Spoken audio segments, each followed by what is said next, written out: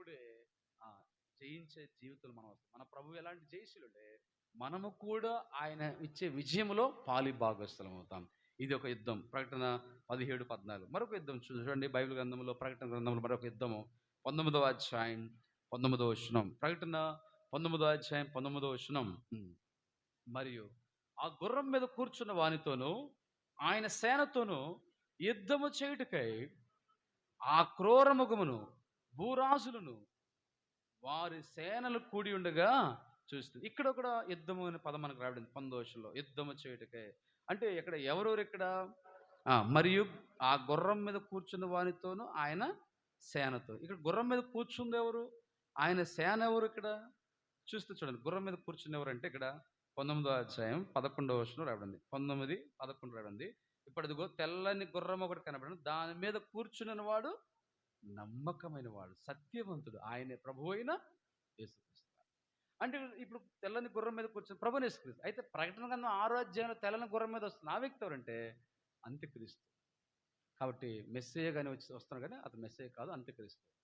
అక్కడ మోసపరిచిన అంత్యక్రీస్తు. 6వ అధ్యాయంలో ఉన్న తెల్లని గుర్రం మీద వచ్చిన వ్యక్తి ఏమో అంత్యక్రీస్తు. 19వ అధ్యాయంలో తెల్లని గుర్రం మీద వచ్చేదేమో ప్రభు అయిన యేసుక్రీస్తు వారు. ఇప్పుడు యేసుక్రీస్తు వారు ఆయనతో ఉన్న సేన, అంటే దేవుని దూతల సమూహంగా ఉంటుంది. ఆయనతో ఉన్న సేన దేవుని దూతల సమూహంగా ఇప్పుడు యుద్ధం జరుగుతుందంట.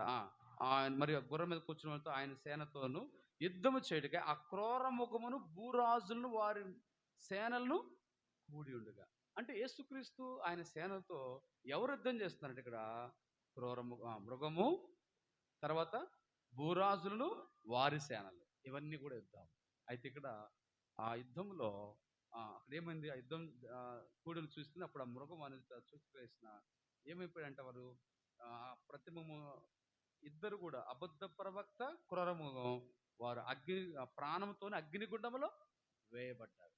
వాళ్ళ చాప్టర్ ముగించిపోయింది. ఎవరిది? అబద్ధ ప్రవక్త, క్రూరము. అపవాది మాత్రం మిగిలిపోయాడు. ఇప్పుడు ప్రాణంతోనే వాళ్ళు వేయబడ్డారు. కడమ వారు ఏమైనా 21వ వచనంలో గుర్రం మీద కూర్చున్న వారి నోట నుండి వచ్చిన ఖడ్గం చేత, అంటే గుర్రం మీద కూర్చున్న వారు ప్రభు యేసుక్రీస్తు వారు. ఆయన నోట నుండి వచ్చిన ఖడ్గం. ఖడ్గం అంటే ఇక్కడ ఏంటంటే మాట. ఆయన వాక్కు చాలు. యేసుప్రభు కత్తిపట్టి యుద్ధం చేశాను కాదు.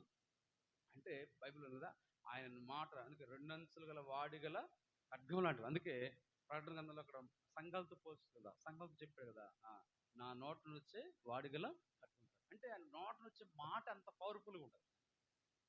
అక్షరార్థ ఖడ్గం కాదు, కత్తి కాదు, అది అలంకార రూపం. అంటే ఆయన నోట నుండి వచ్చే వాక్యమే మాట చాలు. ఒక్క మాట, లాజరు బయటికి రమ్మంటే లాజరేమాడు, బ్రతికినాడు. అట్లానే ఇక్కడున్న ప్రజలు ఆ యుద్ధానికి వచ్చిన ప్రజలందరూ వీరు నశించుదురు గాక అని మాట చాలు. ఆయన ఆ మాట వస్తే చాలు నశించుకోవాలి. అంటే ఇక్కడ తన శక్తి గల మాటతోనే వారిని నశింపజేస్తారు. ఆయన యుద్ధం చేయడానికి మాట చాలు యేసుప్రభు. అది ఇక్కడ మనము ఈ చివరి మాట మనం ప్రార్థన చేద్దాం. చూడండి, 20వ అధ్యాయం చివరి యుద్ధం, లాస్ట్ యుద్ధం, తర్వాత యుద్ధాలే ఉండవు. 20వ అధ్యాయము 8వ వచనం మధ్య భాగం రావడం కదా, గోగు మాగోగు అని వారిని మోసపరిచి వారిని యుద్ధమునకు పోగు చేయుటకై యుద్ధమునకు పోగు చేయుటకు వాడు బయలుదేరుతాడు. ఇదే లాస్ట్ వారు. ఇదే యెహెజ్కేలు గ్రంథం 39వ అధ్యాయం 1లో కూడా ఈ సందర్భాలు గోగు మాగోగు అనే విషయాలు ఉంటారు. అక్కడ కొన్ని రాజ్యాల గురించి పేర్లు మారినాయి కదా. రోషన్ అంటే రష్యా, అలా కొన్ని పేర్లు మారినాయి. అలా అయితే ఇక్కడ మనము ఈ యొక్క 8వ వచనంలో ఈ యుద్ధము పోగు చేయడానికి వాడు బయలుదేరినాడు. దేశం అన్ని కూడా ఇవన్నీ కూడా యుద్ధం కొరకే బయలుదేరి వారందరినీ బయలుదేరి తీసినాడు. ఇప్పుడు 9వ వచనం చదవండి. వాడు యుద్ధం చేయటకే 9వ వచనం, వారు భూమి అంతటా వ్యాపించి పరిశుద్ధుల శిబిరమును ప్రియమైన పట్టణమును ముట్టడి వేయగా పరలోకములో నుండి అగ్ని దిగి వచ్చి, ఇక్కడ మనం చూస్తే 9వ వచనంకి వస్తే వారు భూమి అంతటా వ్యాపించారు. అంటే మనం నలు దిశలో ఉన్నారు, భూమి అంతా వ్యాపించిన వారందరూ కూడా అపవాది వారిని మోసం చేసి ఈ తిరుగుబాటు చేసి యుద్ధము కొరకే సమకూరుస్తాయి. ఇప్పుడు సమకూర్చినప్పుడు 9వ వచనంలో భూమి అంతటా వ్యాపించి పరిశుద్ధుల శిబిరమును ప్రియమైన పట్టణమును ముట్టడి వేస్తారు. రెండింటి ముట్టడి వేస్తారు. అపవాది భూమి మీద ప్రజలందరినీ వారిని మోసపరిచి వారిని యుద్ధమునకు ప్రేరేపించి వ్యతిరేకంగా తిరుగుబాటు చేసి సమకూరుస్తాడు. ఎవరి మీద యుద్ధం అంటే ప్రభు మీద, పరిశుద్ధుల మీద. ఇప్పుడు సమకూర్చిన తర్వాత రెండు విషయాలు ముట్టడి వేయబడ్డాయి. హిజ్కియా రాజు కాలంలో కూడా ముట్టడి వేశారు. అశ్షూరు రాజు వచ్చి ముట్టడి వేస్తారు. బబులోను, యూదా రాజుల కాలం బబులోను రాజు వచ్చి ముట్టడి వేస్తారు. ఇక్కడ అపవాది అతనితో భూమి మీద నలభైసిన ప్రజలందరూ వచ్చి రెండు విషయాలు ముట్టడి వేశారు. ఏంటి రెండు విషయాలు ముట్టడి వేసింది? ఒకటి ఆ పరిశుద్ధుల శిబిరం, అంటే పరిశుద్ధులున్న ఆ ప్రాంతం, పరిశుద్ధులు వారందరి వైపు ముట్టడి వేస్తారు. రెండవది ప్రియమైన పట్టణం. ఏంటి ఆ పట్టణం అంటే యెరూషలేం పట్టణం. ఈ పట్టణమును అంటే ఎందుకంటే యెరూషలేం పట్టణం ఆ దినాలు ఎలా ఉంటదంటే ప్రపంచానికి రాజధాని ఉంటుంది. ఒకప్పుడు దావీదు కాలంలో యూదా రాజులు పరిపాలన చేసిన యూదా రాజులు దక్షిణ రాజ్యం రాజధాని యెరూషలేం. ఇశ్రాయేలు ఉత్తర రాజ్యం వాళ్ళ రాజధాని షోమ్రోన్. అంటే ఇశ్రాయేల్ రాజధాని, అందుకే ట్రంప్ మధ్య అన్నాడు మరలా యెరూషలేం రాజధానిగా చేస్తాం, యెరూషలేం రాజధాని ప్రకటన చేస్తాం, యెరూషలేం కట్టబడతారని. అందుకే ఇశ్రాయేల్ దేశం కాయిన్ మీద ఒకటి కోరేష్ బొమ్మ ఉంటుంది, రెండోది ట్రంప్ బొమ్మ ఉంటుంది. ఎందుకంటే వాళ్ళు కోరేష్ దినాల్లో యెరూషలేం కట్టడానికి యూదులు తిరిగి వాళ్ళ స్వదేశం వెళ్ళడానికి యెరూషలేం దేవాలయం కట్టడానికి ఆజ్ఞాపించింది కోరేషే కాబట్టి అందుకే కోరేష్ నాణ్యం మనకి మన నాణ్యాలు కరెన్సీ గాంధీ గారి బొమ్మ ఉంటుంది.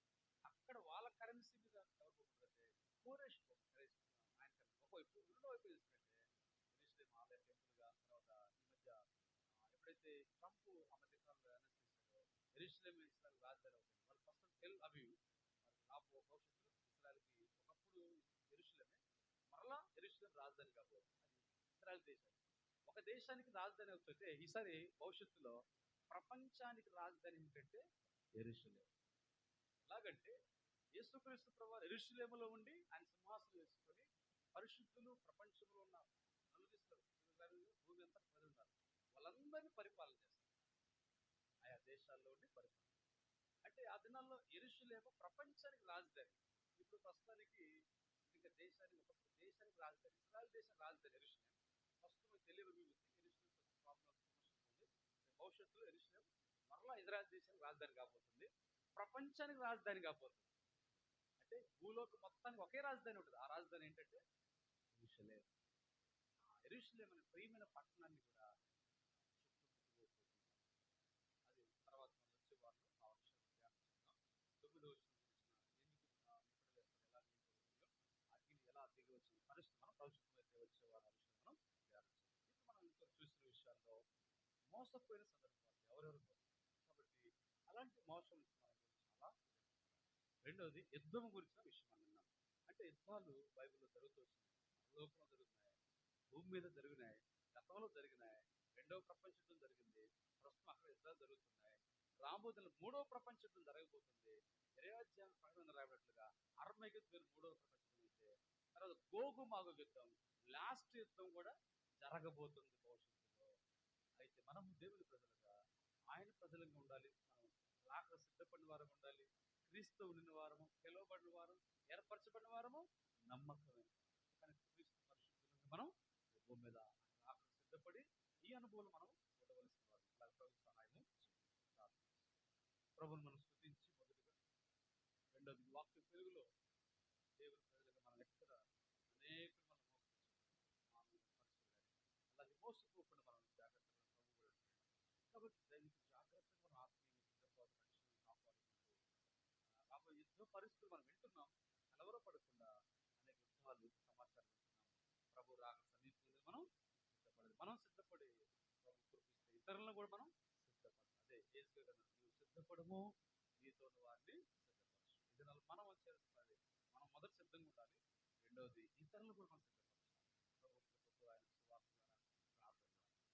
కాబట్టి ప్రభుని స్తుతించి ఈ రెండు అనుభవాలు వాక్యానుసారంగా అనుభవం మనం ప్రభు సిద్ధపరిచినట్లు ఆ తర్వాత అంశాల కొరకు పోతున్నా తర్వాత మానవాళి మనుషులందరూ అందరూ రక్షణ పొందే ఉద్దేశం సార్వత్రిక సంఘం అంతా కూడా క్షేమాభివృద్ధి ప్రపంచ పరిస్థితుల కోసం ప్రార్థించండి.